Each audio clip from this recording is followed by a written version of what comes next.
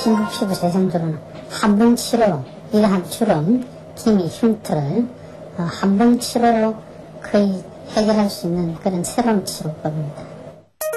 화학 박피술은 화학약품으로 피부를 깎아낸 뒤 깎아낸 부위에 새살이 돋게 하는 시술법입니다.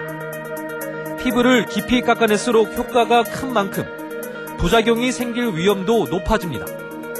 전문가들은 페놀 박피술이 의학 교과서에 나와 있긴 하지만 매우 위험한 시술이라고 입을 모아 말합니다.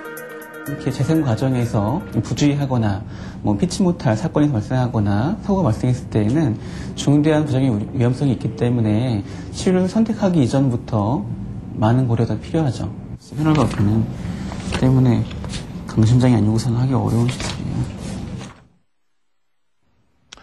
그러니까 케이블 TV 프로그램에 나온 내용을 믿고 저렇게 위험한 수술을 받게 됐다 이런 얘기인데요.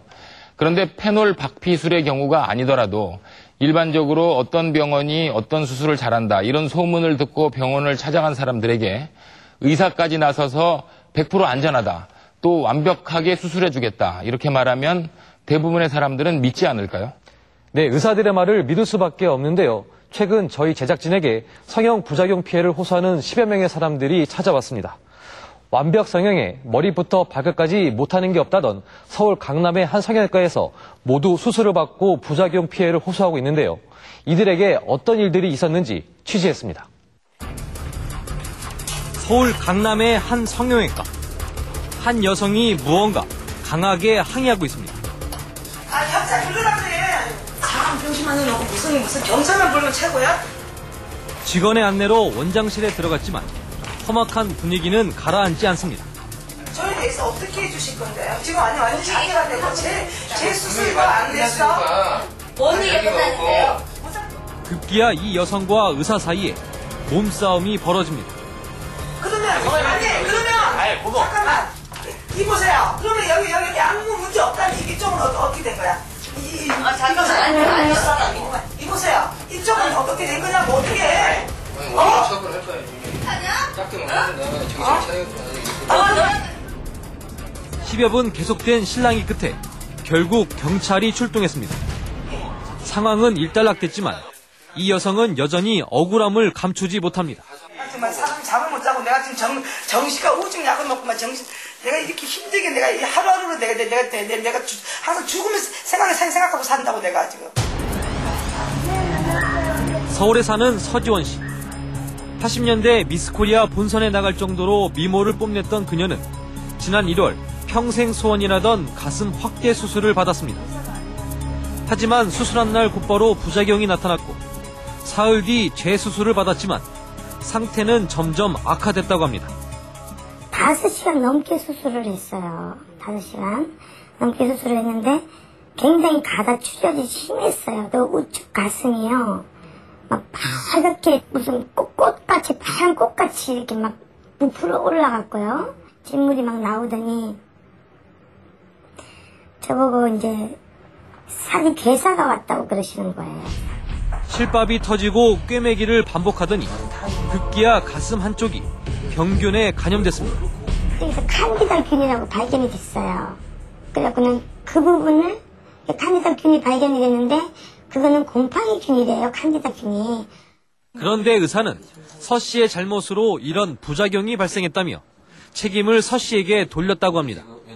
계속 부분 맞추고 계속 수술을 시키니까 너무 스트레스가 쌓이니까 고통을 너무 아프니까 고통을 없애려고 두 가지를 피웠습니다 했더니 그럼 담배 때문에 그렇다고 그러면서 이렇게 사인을 받았어요. 하지만 다른 종합병원에서 확인한 결과 흡연을 염증의 직접적인 원인으로 단정하기 어렵다는 얘기를 듣게 됐습니다. 영향은 있는데 근데 그게 주가 치료 그렇게 저만한 피부가 다 문제 생길 정도로 글쎄요. 좀 고민해 봐야 되지 않을까요? 급속히 퍼지는 염증을 막기 위해 수술 2달 반 만에 가슴에 넣었던 보형물을 빼내기로 했지만 병원 측은 황당한 요구를 해왔다고 합니다. 형 민사상이 아무리 의의를 제기하지 않겠다고. 무조건 이걸 사인 안 해주면 치료를 안 해주겠다는 거예요. 이제 그녀의 한쪽 가슴은 메말라 버렸습니다. 서 씨는 이제 평범한 일상생활도 쉽게 하기 힘든 상황입니다. 이 여름에 샤워 한 번을 못해요.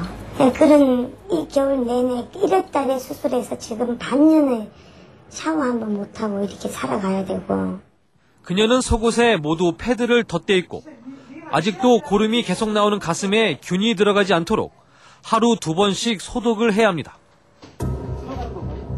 서 씨의 상태를 알아보기 위해 대학병원을 찾았습니다.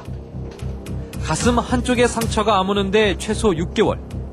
가슴 재건 수술 여부는 그 뒤에 결정해야 할 만큼 심각했습니다. 재건 쪽으로 수술한다는 건 물론 맞아요. 이쪽이 가는 쪽도 흉이 납니다. 이건 어머님의 인정하기에는 조금 힘들을 수도 있어요. 그런데 서 씨가 수술한 병원에서 성형 부작용을 호소하는 사람은 서 씨만이 아니었습니다. 최근 6개월 사이에 이 병원에서 성형 수술을 받고 부작용을 호소하는 사람들은 10여 명이나 됩니다. 머리부터 발끝까지 모든 거 다 할 수 있고 부작용 같은 거 뭐 그런 거 물어보면 전혀 자기 병원에서 한 번도 그렇게 했어. 난 적이 없다라는 거예요. 그런데 이렇게 부작용이 많이 나왔고 이렇게 고생을 하는데 사람들이 여성들이 여기 모신 분 말고도 또 있어요. 부작용 나서 그 당시에 가서 이렇게 만난 사람만 요 정도지 우리가 모르는 사람도 아마 굉장히 많을 거예요. 부작용이 생겼다는 부위도 천차만별입니다.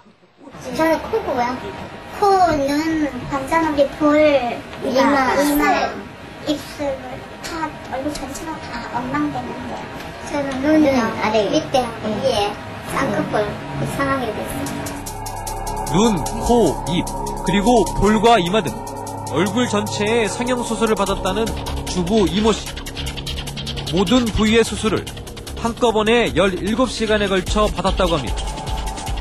부작용도 얼굴 전체에 나타났습니다. 코의 경우 콧망울 절개 자국이 확연히 드러난 데다 숨쉬기 힘들 정도로 콧구멍이 작아져서 입으로 숨을 쉬어야 합니다. 눈 미달에 눈꺼풀이 뒤집어져서 눈은 항상 충혈되고 감기지도 않습니다. 또 이마